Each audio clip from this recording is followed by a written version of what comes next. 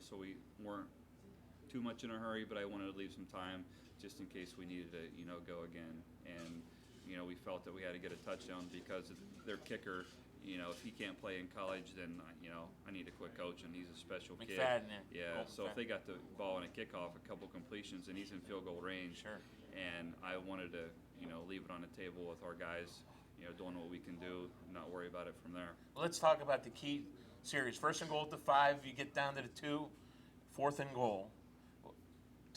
You let the clock run time. What was your whole thinking there? Let's go through Originally, I wanted to run the clock down a little bit, because I felt pretty comfortable that, it's hopefully to score on third down. And, credit to them, there's a lot of guys inside the, A, B, and C gaps.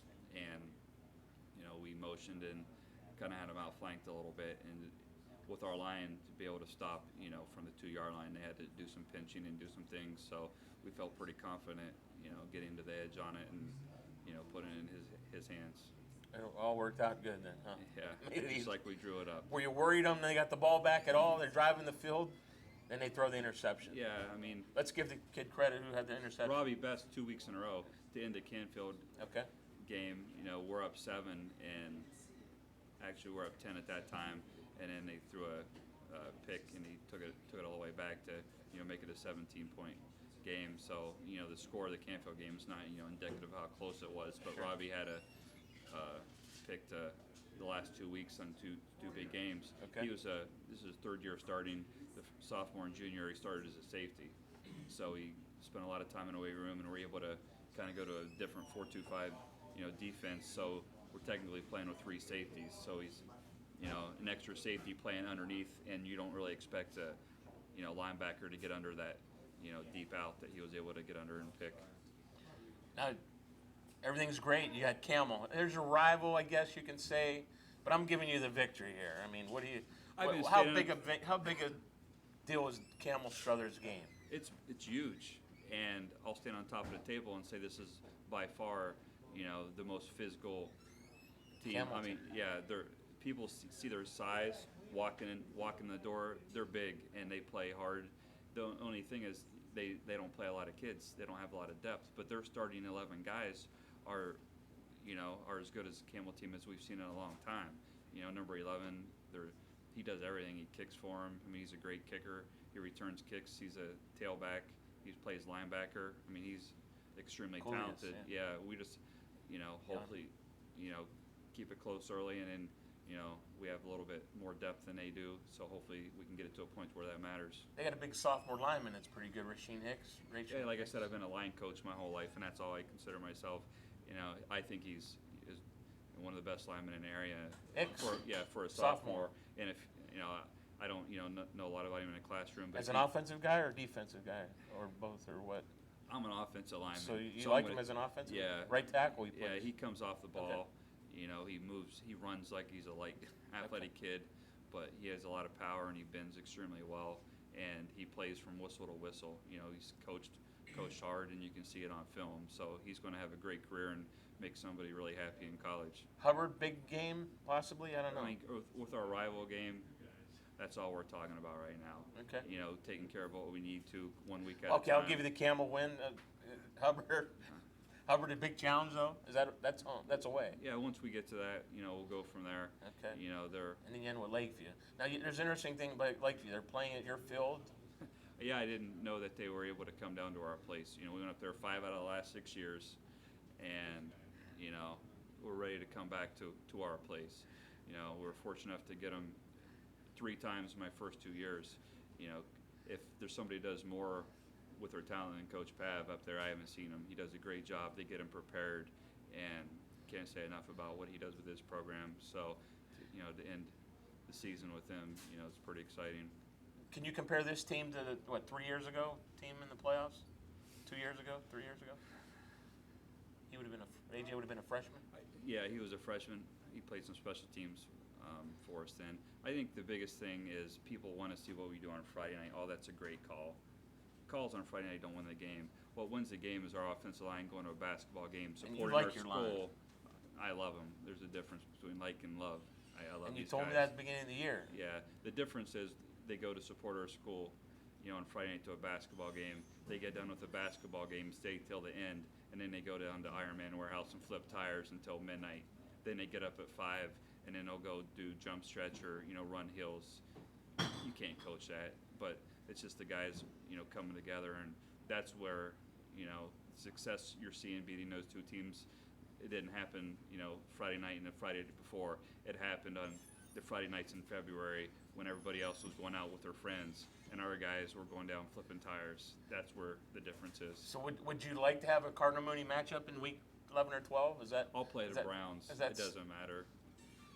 We just got to worry about ourselves and go from there. Does the playoff picture look good in your eyes right now for you guys? If we take care of what we need to and continue to get better, because everybody else that's going to make a run is going to continue to get better. And there's a lot of stuff that we need to do. I got to call plays better. We got to, get better at throwing a ball because, AJ is very capable of doing it. I just got to call him. So we got to put some guys in better situations to, beat those teams down the road. And 3 things you told me at your media day I was at this year, I think, if I'm not correct. Everybody knew about AJ, but of course you mentioned him. You love your offensive line. And you told me about this little number 7 kid you got transferred into your school who's turned out to be everything you said he would, Willie Mitchell. I guess let's start there. Boy, very fortunate to have a player just come into your His school. His mom moved over here. Yeah. She had a job opportunity. From Canton, he played we for haven't had Dan a lot Reardon. of move-ins or transfers or I'm not out recruiting, knocking on doors, things like Sure. that. So when he enrolled and I saw him, first thing I did is went and called Dan. We coached together at Harding, and I said, tell me about Willie, and he said, Canton kids are really tough. He said he made tackles sideline to sideline, and my kids didn't want to tackle him. And I think the second part tells the tale that Canton's a physical bunch, and if he's the most physical kid, out of that group, I was pretty excited. And he's a really smart kid. He's in advanced. He's taken a lot of junior classes as a sophomore, and he hadn't played any varsity snaps, so he's getting better every day. You hurt his shoulder a little bit early in the year. Is he okay? Everything okay with that? Yeah, he just plays so physical. He can get some more time in a weight room. He's over 200 pounds now, but we got to get him, down the road a little bit more in the weight room, and because he plays so physical and so violent, that those things are going to happen. In number 40 for Poland's a big fullback, and he took him on head on, and you're going to get dinged as the season goes on. So we're pretty happy with everything he's doing. Cool. You love your line. We have one of your players here. Why is it? Is it the size? What is it about him that makes you really excited about this group? It's hard to find linemen right now that want to go out there and your name's on a newspaper and things like that. What I like about them the most is their size speaks for themselves. I got 2 of them that are 4.0 students. They're going to be valedictorians. But then you add, after a basketball game in February at 10:30 at night, going down and working out, that's the difference. I just kind of hold the reins back on them and say, whoa, at times.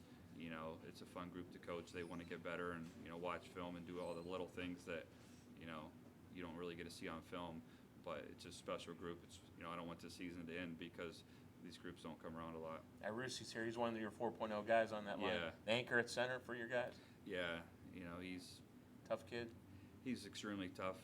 Like I said, he's smart. He can adjust to things, and I don't have to do a lot of time on the sidelines with him. And he had a great game against Poland on defense side of the ball too. It's probably the first game that he didn't really come off the field a lot, and he didn't get wore down because of the off season that he did have.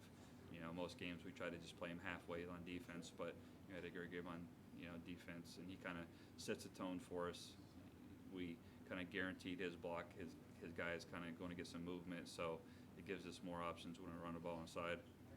Well, I'd be remiss if I didn't ask you about your at least one of your best player, if not your best player so far, AJ Mazzolino. What can you say about him? You've talked about him. We've talked about him privately before. How good is he, and how important is he to your team? He's a unique kid that I think he could start at every single position. Without his hand on the ground on defense, he could play in college any of those. On offense, he could play any position and be the best guy on the field at any of those. Like I said, as a sophomore, we had an inexperienced line and not a lot of ball carriers. And then last year, again, another inexperienced line, and not a lot of experience anywhere else around him. So he was doing everything on his own too often, and then playing defense and punting. He had what people don't want to talk about, why we won a game. I don't know how long his last punt was, but when it was in air, it looked like it was about 50 yards. We were able to change field position. So he's not just playing quarterback.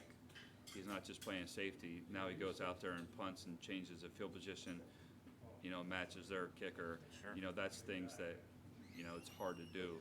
So now we have some more, guys around him, and every single game we played, probably will play, he's going to come up, people are going to leave the stands and say, number 18's the best player on the field. Well, he's got the Kent State scholarship in his back pocket, but is he done being recruited from your perspective, do you think? Once people start seeing his film, I expect to get a lot of more, Big Ten calls. Pitt was very big on him. He had a great camp over there. I expect to be hearing from them and just kind of go from there, because the film speaks for itself. Watch the Poland game, and people have angles. Even the Steubenville scrimmage, Reno come up to me after the game and was like, "What's the deal with this kid? Where's he going?" When you're the best player on the field that night against Steubenville, he had a 65, 70-yard run that 9 guys had an angle on him, and he just ran away from him. So if you can do that against, he showed that against Poland. It's not just speed, his size, and how physical is, and you can't coach how much he wants it. That's why I learned a lesson at Niles game. Just get out of his way and stand back and let him do his deal. You've coached some good players. Is he right up there with near the top, at the top? Yeah, because Tom, 5 years of Harding. Yeah. Talent doesn't impress us, because there's guys at Harding that you've never heard of that were more talented, and Danny Herons and the Sidney Glovers of the world. But AJ is just as talented as any of them. He's probably bigger than most of them. Yeah. He's straight line, moving sideways. He's faster, just as athletic as them, and he wants it just as much as anybody I've ever coached. And I think that the last part of it is the most important key when you're playing, on Saturdays, is how much he wants it and how important it is to him. I think that's a difference maker, and his film right now speaks for itself. I don't have to oversell him. Just got to, have people see it. Without giving me a real coach's answer, how excited are you for the potential of the rest of the season? Can you kind of give me a little insight of how you're feeling about this team right now? I'm excited to go to practice tomorrow and just be around these kids, because it's just a great group of kids. So I'm excited to. And you're going on a limb a little bit. No, I'm excited not to have the season end, because I've done this. This is year number 20, and the group like this doesn't come around very long. So as long as we're healthy and we take care of the football, I think we can play for a long time. Well, was the Niles loss disappointing to you? I don't say it ruined it, but it ruined a perfect season for you, a chance at one. Yeah, it was extremely disappointing to us, because give them credit, they played extremely well, but we didn't take care of stuff that we needed to, and we had some penalties late in the game that gave them a lot of free opportunities, and we didn't make plays a couple of times when we needed to. So I was proud of our kids, the way they responded on a Saturday, and we got better, because you could hang your head pretty early, losing one week 3, and let it affect you as you go on. And I think we were able to put it behind us, and it showed up in a Canfield game like we talked about earlier on. That was our preaching points the whole week in practice. We got to put the pressure on them and let them make mistakes, and we have to keep our composure a lot better, and we were able to do it the last 2 weeks. So that could be a good thing for you going forward, having that loss out of your way. Oh, it's an easy coaching thing to say. We still got beat by them, so the easy thing to say, it's going to make us a better team. I've never taken a good loss, so I'm not, but as we go on, that's what I guess the line we'll use. Well, I'm looking forward. I don't know if it's week 11, week 12, or I don't even know if it can be 13, but I'm looking for that rematch with Cardinal Mooney this year in the postseason. I think you probably feel the same way yourself.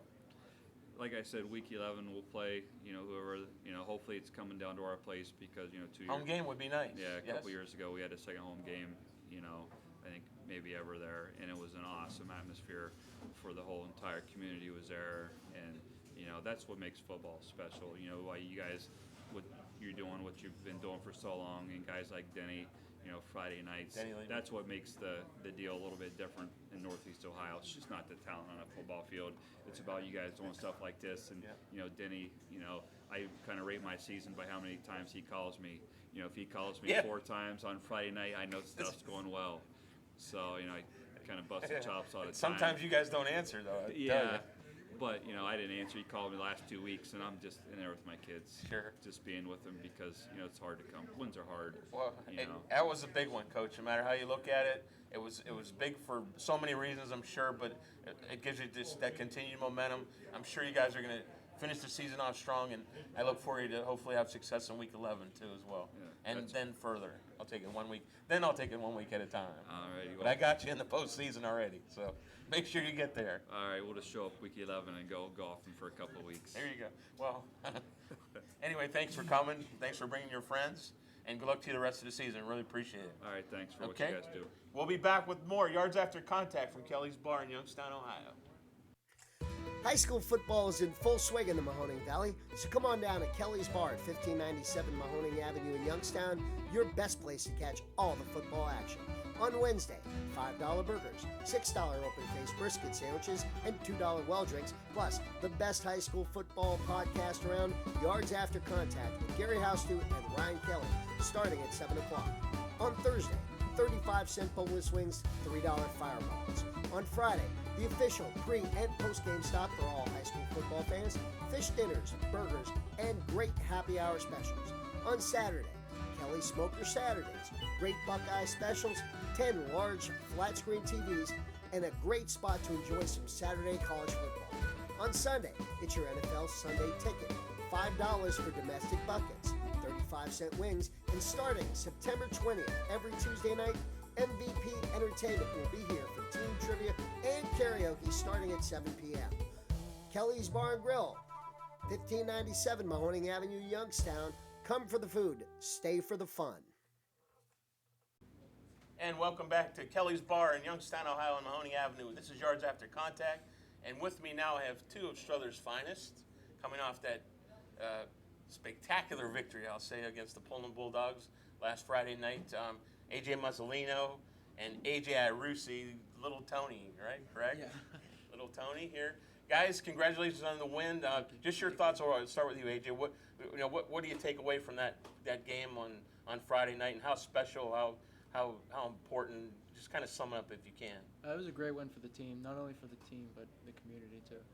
What made you? I mean, how did you feel when can you kind of share some of your emotions with us? I really can't describe it. It was just an awesome feeling.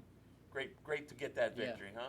Definitely. How about you? What are you feeling? I thought this was kind of one of the games where we came together as a team, like the offense and defense and the special teams all played well. That was kind of the first game of the year that we had played a complete game, and I think the results obviously speak for themselves. Any doubts in your mind in that game? I mean,